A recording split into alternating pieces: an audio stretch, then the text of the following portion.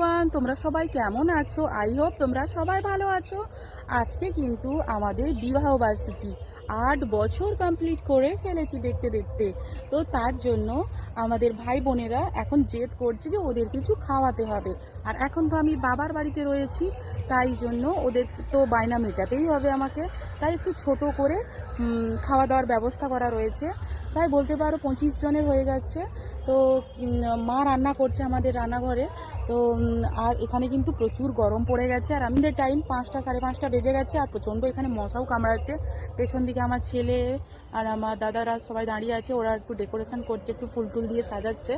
আর আমিও একটু সাজগোজ করব, মানে ছোট করে, মানে হালকাভাবে একটু সাজগোজ করব, তোমাদের সাথে সব কিছু শেয়ার করব। তোমরা কিন্তু ভিডিওটা কন্টিনিউ দেখতে থাকবে, আর সবাই একটু লাইক কমেন্ট করবে আর বলবে কেমন হয়েছে।